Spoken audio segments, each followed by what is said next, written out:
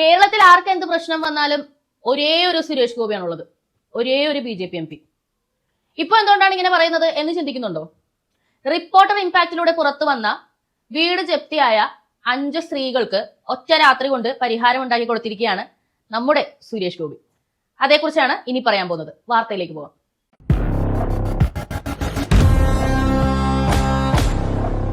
വിഷയത്തിലേക്ക് വരുന്നതിന് മുമ്പായി എപ്പോഴും ഞാൻ പറയാറുള്ളത് പോലെ സംഭാവനകളുടെ ഡൊണേഷൻസിന്റെ കാര്യം ഒന്നുകൂടി ഓർമ്മിപ്പിക്കുന്നു.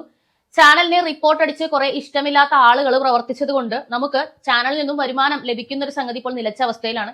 അതുകൊണ്ട് തന്നെ ഞങ്ങൾക്ക് മുന്നോട്ട് പ്രവർത്തിക്കണമെന്നുണ്ടെങ്കിൽ പ്രേക്ഷകരുടെ സാമ്പത്തികമായിട്ടുള്ള പിന്തുണ അത്യാവശ്യമായി വന്നിരിക്കുന്ന ഒരു ഘട്ടം കൂടി ആയതുകൊണ്ടാണ് അതേക്കുറിച്ച് ചോദിക്കുന്നത്. ഡീറ്റെയിൽ ആയിട്ട് മറ്റൊരു വീഡിയോയിൽ ചെയ്യാം. So back to the topic. കഴിഞ്ഞ ദിവസം, അതായത് ഇന്നലെ രാത്രി ഒരു 8 മണിയോടുകൂടി റിപ്പോർട്ടർ TVയിൽ ഒരു വാർത്ത വരികയാണ്. തിരുവനന്തപുരത്ത് ഒരു വീട് ജപ്തിയായിട്ട് 5 സ്ത്രീകൾ, 2 സ്കൂൾ കുട്ടികളും പ്രായമായ അമ്മയും ഒക്കെ അടക്കം 5 സ്ത്രീകൾ വീടിന് പുറത്ത് നിൽക്കുകയാണ്. ഇപ്പോഴത്തെ ഒരു കാലാവസ്ഥ നമുക്കറിയാം, മഴയും ഇരുട്ടും ഒക്കെ ആയിട്ടുള്ള ഒരു സമയമാണ്. അത്രയധികം തണുപ്പാണ്, ഇഴജന്തുക്കൾ ഒരുപാട് ഇറങ്ങി നടക്കുന്ന ഒരു സമയമാണ്. അപ്പൊ ഇങ്ങനെ ഒരു സമയത്ത് മലമൂത്ര വിസർജനം പോലും നടത്താൻ സാധിക്കാതെ വീടിന്റെ പുറത്തിരിക്കേണ്ടി വരുന്ന 5 സ്ത്രീകളുടെ അവസ്ഥ ഇതാണ് റിപ്പോർട്ടർ പുറത്തു കൊണ്ടുവന്നത്. ഇവർക്ക് വേണ്ടി എന്തെങ്കിലും ചെയ്യാൻ കഴിയുമോ എന്ന് പൊതുജനങ്ങളോട് അഭ്യർത്ഥിക്കും വിധം തന്നെയായിരുന്നു അവർ ആ വാർത്ത പുറത്തു കൊണ്ടുവന്നത്. റിപ്പോർട്ടർ ഇമ്പാക്ട് എന്ന പരിപാടി തികച്ചും അഭിനന്ദനാർഹമാണ്. പാവങ്ങളോടൊപ്പം നിന്ന് അവരുടെ പ്രശ്നങ്ങൾ പൊതുജന മധ്യത്തിലേക്ക് കൊണ്ടുവരാനായിട്ട് അവർ എടുക്കുന്ന ഒരു എഫേർട്ട് ചില്ലറയല്ല. മുത്തൂറ്റ് ഫിനാൻസ് ആണ് ഈ വീട് ജപ്തി ചെയ്തിരിക്കുന്നത്. ചെറിയൊരു തുകയുടെ പേരിലാണ്. ഹൗസിംഗ് ഫിനാൻസ് എടുത്തിട്ട് ഇവര് വീട് പണിക്കുണ്ടായി. ലൈഫ് മിഷൻ പ്രകാരം വെച്ച വീടാണെന്നും പറയുന്നുണ്ട്. ശാരീരികമായിട്ട് ചില പ്രശ്നങ്ങളൊക്കെ ഉണ്ടായി, ചികിത്സയിലും കാര്യങ്ങളും ഒക്കെ ആയതുകൊണ്ട് അവർക്ക് ലോണ് തിരിച്ചടക്കാൻ പറ്റാതെയായി. അങ്ങനെ വന്നതോടുകൂടി വീട് ജപ്തി ചെയ്യുന്ന ഒരു അവസ്ഥയിലേക്ക് വന്നിരിക്കുകയാണ്. എന്നാൽ തീർച്ചയായും ഇവർക്ക് ശരിക്കും പറഞ്ഞാൽ ജപ്തി ചെയ്യേണ്ട ഒരു സമയം ഇതല്ല. ഇവര് ശരിക്കും പുറപ്പെടുവിച്ച ഒരു കോർട്ട് ഓർഡർ എടുത്തിട്ട് റിപ്പോർട്ടർ അത് പുറത്ത് കാണിക്കുന്നുണ്ട്. അതെടുത്ത് വെച്ച് നോക്കുകയാണെന്നുണ്ടെങ്കിൽ ജൂലൈ 3-ാം തീയതി വരെ ഇവർക്ക് സാവകാശം ഉണ്ടായിരുന്നു. 3-ാം തീയതി കഴിഞ്ഞിട്ടാണ് ശരിക്കും പറഞ്ഞാൽ ജപ്തി എന്നതിലേക്ക് വരുന്നത്. പക്ഷെ ആ സാവകാശം കൊടുക്കാതെ വീട് ജപ്തി ചെയ്തത് വീട്ടിൽ ആളില്ലാത്ത സമയത്ത്, ഈ കുട്ടികൾ സ്കൂളിൽ പോയ സമയത്ത് വീട്ടിലേക്ക് വന്ന് എല്ലായിടത്തും പോസ്റ്ററുകൾ ഇങ്ങനെ പതിപ്പിച്ച്, വീടിന്റെ മേളില്, കഥയില്, ജനലില് അങ്ങനെ ഇങ്ങനെ പതിപ്പിച്ചിട്ട് വീട് പൂട്ടി താക്കോലുമായിട്ട് ഇവര് പോവാണ് ചെയ്തത്. അപ്പൊ വീട്ടില് ഡ്രസ്സ് അകത്ത്, ബാത്റൂമിൽ പോകാൻ പറ്റില്ല, ഭക്ഷണം കഴിക്കാൻ പറ്റില്ല, അമ്മയൊക്കെ ഷുഗർ ഒക്കെ ഉള്ളതാണ്, മരുന്ന് എടുക്കാൻ പറ്റില്ല, ഇതെല്ലാം അകത്താണ്. ഇങ്ങനെ ഒരു അവസ്ഥയിൽ മഴയത്ത് ഇരുട്ടത്ത് 5 സ്ത്രീകൾ വെളിയിൽ നിൽക്കുകയാണ്. ഈ സംഭവം കേട്ടപാടെ ആദ്യം ഇടപെടുന്നത് സുരേഷ് ഗോപിയാണ്. സുരേഷ് ഗോപി നേരെ ആന്റോ അഗസ്റ്റിനെ വിളിക്കുകയാണ്. എത്ര രൂപയാണ് മുത്തൂറ്റിന് കൊടുക്കാനുള്ളത്? മുത്തൂറ്റിനെ കുറ്റം പറയുന്നില്ല. അദ്ദേഹം ഇപ്പോൾ സംസാരിച്ചപ്പോഴും അതാണ് പറഞ്ഞത്. മുത്തൂറ്റിനെ കുറ്റം പറയുന്നില്ല. അവർക്ക് അവരുടേതായിട്ടുള്ള ഒരു ഫാക്ട് ഉണ്ടാവും. ഈ പറഞ്ഞ പോലെ ഒരു പൈസ കൊടുത്തിട്ടായിരിക്കണം, അങ്ങനെ ഒരു കോൺട്രാക്ട് ഉണ്ടല്ലോ, അത് നമുക്ക് കൊടുക്കാം. എത്ര രൂപയാണ് കൊടുക്കേണ്ടത് എന്ന് പറഞ്ഞാൽ ഓൺലൈൻ ട്രാൻസാക്ഷൻ ഓക്കെ ആണെങ്കിൽ ഞാൻ ഇപ്പൊ തന്നെ ചെയ്യാം, അതല്ലാന്നുണ്ടെങ്കിൽ നാളെ രാവിലെ ഈ ഓഫീസ് തുറന്നതിന് ശേഷം പൈസ അടച്ചേക്കാം എന്ന് പറഞ്ഞിട്ടാണ് വിളിച്ചത്. ഉടനെ റിപ്പോർട്ടർ TV അവരുടെ ഒരു റിപ്പോർട്ടറിനെ ഇതെല്ലാം ശരിയാക്കാൻ അങ്ങോട്ടേക്ക് ചെല്ലുകയും അവരവിടെ നിന്ന് മുത്തൂറ്റിനെ കോൺടാക്ട് ചെയ്യാൻ ശ്രമിക്കുകയും ചെയ്തു. പക്ഷെ അവരുടെ ഒരു ധാർഷ്ട്യമാണ് കാണേണ്ടത്. ഇത്രയധികം തോന്നിയവാസം ഈ 2025 കേരളം എന്ന് പറയുന്ന ഒരു നാട്ടിൽ വന്നു ചെയ്തിട്ട്, നമുക്കറിയാം ഇന്നിപ്പോൾ ഇവിടെ പ്രതികരിക്കുന്നവരുടെ എണ്ണം കൂടിക്കൊണ്ടിരിക്കുകയാണ്. അങ്ങനെ തന്നെ വേണം. അങ്ങനെ ഒരു നാട്ടിൽ ഇങ്ങനെ ഒരു ക്രൂരത പ്രവർത്തിച്ചിട്ട് യാതൊരു കൂസലില്ലാതെ ഫോൺ എടുക്കാതിരിക്കുകയാണ് ഫസ്റ്റ് അവർ ചെയ്യുന്നത്. ലാസ്റ്റ് റിപ്പോർട്ടർ TVയിലെ അരുൺ പറഞ്ഞു, നോക്കൂ, നിങ്ങൾ ഫോൺ എടുക്കാതിരിക്കുകയാണെന്നുണ്ടെങ്കിൽ നമ്മൾക്ക് നേരെ നിങ്ങൾ ഓഫീസിലേക്ക് വരിക, അല്ലെന്നുണ്ടെങ്കിൽ നിങ്ങൾ വീടുകളിലേക്ക് വരിക. ഇത് നമുക്ക് ചെയ്യാൻ പറ്റുള്ളൂ. കാരണം ഒരു രാത്രി 5 സ്ത്രീകൾ മഴയത്ത് ഇരുട്ടത്തിരിക്കുന്നത് കേരളത്തിലെ ജനങ്ങൾക്ക് അനുവദിക്കാനാവുന്ന ഒരു സാഹചര്യമല്ല. അങ്ങനെ നമുക്ക് ഒരിക്കലും അംഗീകരിച്ചു കൊടുക്കാൻ പറ്റില്ല. നമ്മളെ പോലത്തെ മനുഷ്യരാണ് അവരും, അവർക്ക് നീതി ലഭിക്കണം എന്ന് പറഞ്ഞപ്പോൾ ഇവര് ഫോൺ എടുത്തു. 10 മണിയോടുകൂടി വന്നിട്ട് തുറന്നു കൊടുക്കാമെന്ന് പറഞ്ഞു.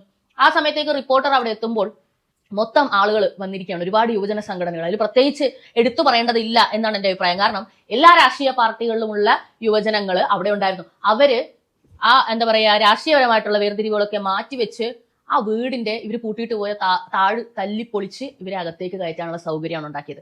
ശരിക്കും പറഞ്ഞാൽ അതൊരു ക്രിമിനൽ ഒഫൻസ് ആണ്. എന്തുകൊണ്ട് അങ്ങനെ ചെയ്തു, അങ്ങനെ നിയമം കയ്യിലെടുക്കാൻ പാടില്ല, അല്ലെങ്കിൽ അങ്ങനെ ഒരു കാര്യം ചെയ്യാൻ പാടില്ല എന്ന് പറഞ്ഞാൽ അതിനൊരു ഒരു മനുഷ്യത്വപരമായിട്ടുള്ള ഒരു വിശദീകരണം ഉണ്ട് എന്ന് നമുക്ക് പറയാൻ സാധിക്കും. എപ്പോഴും നമ്മൾ നിയമം നോക്കണം എന്ന് പറയുമ്പോൾ തന്നെയും മനുഷ്യത്വത്തിന്റെ മുമ്പിൽ ചിലപ്പോഴൊക്കെ നമ്മൾ നിയമങ്ങൾ മാറ്റിവെച്ച് പ്രവർത്തിക്കേണ്ടി വരും.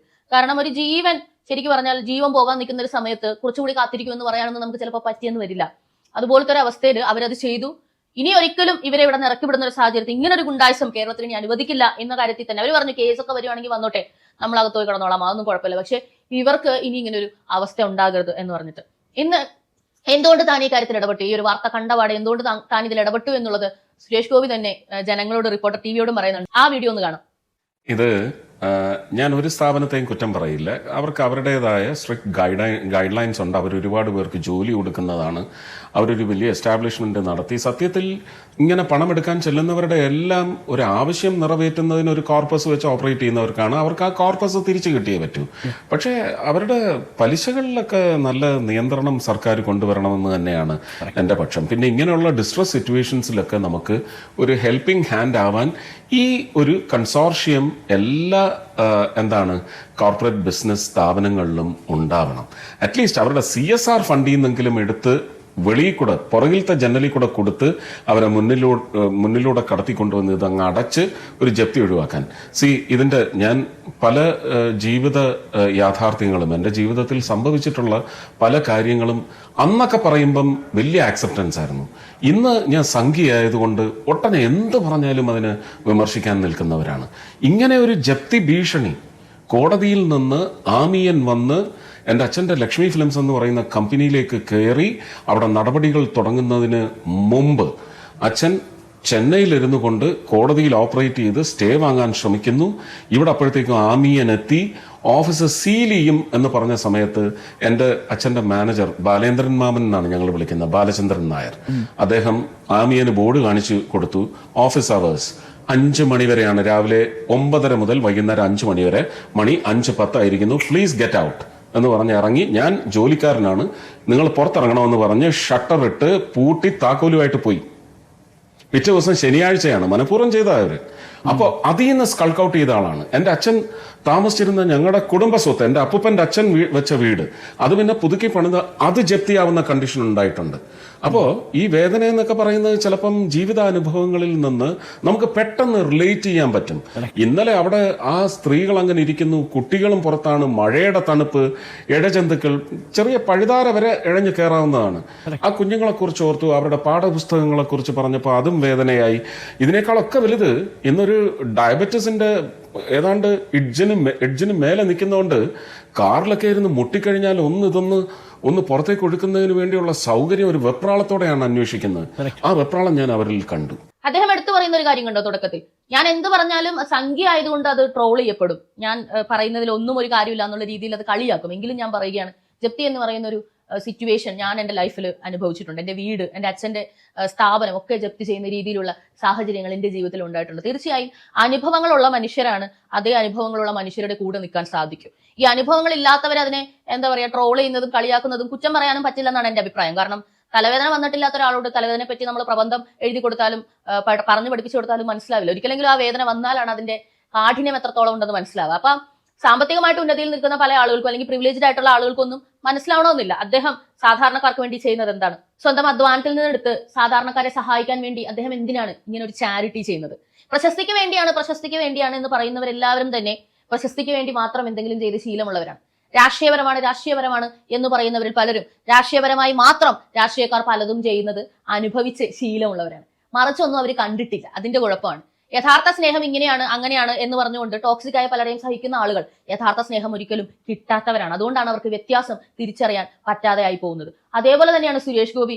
അദ്ദേഹത്തിന്റെ കാര്യവും അദ്ദേഹം എത്ര വലിയ കാര്യമാണ് ചെയ്യുന്നത്. അദ്ദേഹത്തിന്റെ അധ്വാനത്തിൽ നിന്ന് അദ്ദേഹം സാധാരണക്കാരെ സഹായിക്കുന്ന എത്ര വലിയ കാര്യമാണ് എന്ന് മനസ്സിലാക്കുന്ന ഒരിക്കലെങ്കിലും അതിന്റെ ഒരു അവസ്ഥ അനുഭവിച്ചിട്ടുള്ള ആളുകൾക്ക് ഒരിക്കലും അദ്ദേഹത്തെ കളിയാക്കാൻ സാധിക്കില്ല. ചാരിറ്റി എന്ന് പറയുന്നത് നിസ്സാരമായിട്ടുള്ള ഒരു സംഗതിയല്ല. ഒരു മനുഷ്യന് അത് ജീവിതമാണ് പ്രദാനം ചെയ്യുന്നത്. ആ ജീവിതം എങ്ങനെയാണ് വരുന്നത്? ഒരുപാട് മനുഷ്യർ അവരുടെ അധ്വാനത്തിൽ നിന്നും കൊടുത്ത് സഹായിക്കാനായിട്ടുള്ള ഒരു മനസ്സ് ഉള്ളവരായിരിക്കുന്നത് കൊണ്ടാണ്. എനിക്ക് എന്റെ അധ്വാനത്തിൽ നിന്നും കൊടുക്കാതിരിക്കാം, അതെന്റെ ഇഷ്ടമാണ്. പക്ഷെ ഞാൻ കൊടുക്കാൻ തീരുമാനിക്കുമ്പോൾ ആ മനസ്സുണ്ടല്ലോ, അതിനാണ് വാല്യൂ. അവിടെ നിന്നാണ് ഒരുപാട് പേർക്ക് ജീവിതങ്ങൾ ഉണ്ടാവുന്നത്. സുരേഷ് ഗോപിക്ക് അങ്ങനെ ഒരു മനസ്സുള്ളത് കൊണ്ടാണ് അദ്ദേഹം ഈ മനുഷ്യരുടെ മുന്നിൽ ഇത്രയധികം ഉയർന്നു നിൽക്കുന്നത്. രാഷ്ട്രീയപരമായിട്ട് അദ്ദേഹത്തെ കല്ലെറിയുന്ന ഒരുപാട് പേര് നമുക്കറിയാം. 19 വാഴകളെ നമ്മൾ ഇവിടുന്ന് ഡൽഹിയിലേക്ക് പറഞ്ഞു വിട്ടിട്ടുണ്ട്. ആരെങ്കിലും ഒരാളുടെ പേരെങ്കിലും നിങ്ങൾ വാർത്തകളിലെങ്കിലും കേൾക്കുന്നുണ്ടോ? ഏതെങ്കിലും പൊട്ടത്തരം പറയാനായിട്ട് പത്രത്തിന്റെ മുമ്പിൽ വരുന്നതല്ലാതെ കാര്യമായ ഒരു കാര്യത്തിൽ ഇടപെട്ടതായിട്ടോ കാര്യമായിട്ടുള്ള ഒരു കാര്യം ചെയ്യുന്നതായിട്ടോ നിങ്ങൾക്കറിയാമോ? നമുക്കറിയാം സുരേഷ് ഗോപി എന്ന് പറയുന്ന വ്യക്തി ഇപ്പോഴാണ് MP ആയത്, പാർലമെന്റ് MP ആയിരുന്നു, നേരത്തെ രാജ്യസഭ MP ആയിരുന്നു. അപ്പോഴും അതെ ഇപ്പോഴും അതെ. എന്തെങ്കിലും ഒരു പ്രശ്നം കേരളത്തിൽ ഒരു ജനത്തിന് ഉണ്ടായാൽ ഫസ്റ്റ് കോൾ അവിടേക്കാണ്. നിങ്ങൾക്കറിയാമല്ലോ, നമ്മൾ തന്നെ ചാരിറ്റി വൈസ്, അതായത് ഇതുപോലെ കഷ്ടപ്പെടുന്ന ആരുടെയെങ്കിലും ഒക്കെ വീഡിയോ ഇങ്ങനെ നമ്മൾ പ്രദർശിപ്പിക്കുമ്പോൾ എല്ലാവരും ചോദിക്കുന്ന അതിന്റെ അടിയിൽ കമന്റ്സ്, സുരേഷ് ഗോപിനെ ഒന്ന് കോൺടാക്ട് ചെയ്തൂടെ, അല്ലെങ്കിൽ സുരേഷ് ഗോപിയുടെ നമ്പർ കിട്ടോ, ഒന്ന് അറിയിക്കാൻ നിർവാഹമുണ്ടോ? എന്തുകൊണ്ടാണ്? എന്താ പിണറായി വിജയന്റെ നമ്പർ ഉണ്ടോ, ഗോവിന്ദമാഷിന്റെ നമ്പർ ഉണ്ടോ, ബിനോയ് വിശ്വത്തിന്റെ നമ്പർ ഉണ്ടോ? VD സതീശന്റെ നമ്പർ ഉണ്ടോ എന്നൊന്നും ആളുകൾ ചോദിക്കാത്തത്? അവർക്കറിയാം ഒരു പ്രശ്നത്തിന് പരിഹാരം ഉണ്ടാവണമെങ്കിൽ സുരേഷ് ഗോപിയുടെ നമ്പർ തന്നെ വേണം. അതാണ് ഞാൻ തുടക്കത്തിൽ പറഞ്ഞത്. കേരളത്തിൽ ആർക്ക് എന്ത് പ്രശ്നം വന്നാലും ആകെ ഒരു സുരേഷ് ഗോപി ഉള്ളൂ. ജനങ്ങളുടെ മനസ്സിലും ജനങ്ങളുടെ ചിന്തയിലും ആദ്യം വരുന്ന പേര് അതാണ്. അതിന്റെ അർത്ഥം എന്താണ്? ഇവിടെ ആകെ ഒരു BJP MP ഉള്ളൂ. ചാണകം ചവിട്ടരുത്, വർഗീയത വരരുത്, BJP വരരുത് എന്നൊക്കെ പറയുമ്പോ നിങ്ങൾ ചിന്തിക്കുന്നുണ്ടോ ഇതുപോലൊരു 100 പേരുണ്ടായാൽ എങ്ങനെയായിരിക്കും കേരളം എന്നുള്ളത്?